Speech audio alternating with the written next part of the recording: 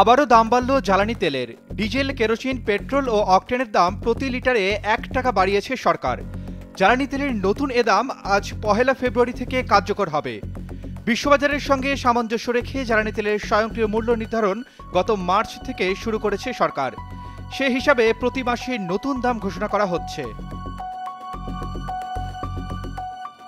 জ্বালানি তেলের নতুন দাম নির্ধারণ করে গতকাল শুক্রবার রাতে প্রজ্ঞাপনা জারি করে বিদ্যুৎ, জ্বালানি ও খনিজ সম্পদ মন্ত্রণালয়।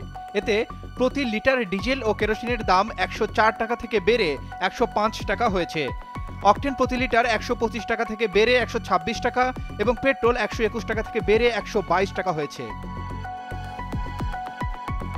বর্তমানে জ্বালানি তেলের দর নির্ধারণ ছাড়া আন্তর্জাতিক বাজারের সঙ্গে মিল রেখে প্রতি মাসে তরলীকৃত পেট্রোলিয়াম গ্যাসের দাম নির্ধারণ করে Bangladesh energy regulatory commission BERC।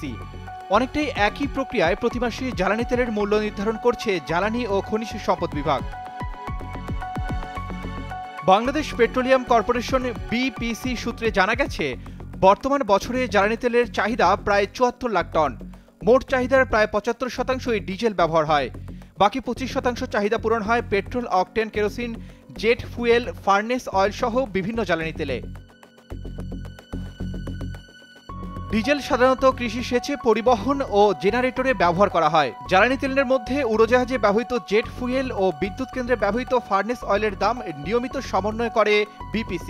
আর ডিজেল, কেরোসিন, পেট্রোল ও অকটেনের দাম নির্ধারণ করে জ্বালানি ও খনিজ সম্পদ বিভাগ। প্রতিবেশী দেশ ভারত ছাড়াও উন্নত বিশ্বে প্রতি মাসেই জ্বালানির মূল্য নির্ধারণ করা হয়। Arman Ali, Daily Sun.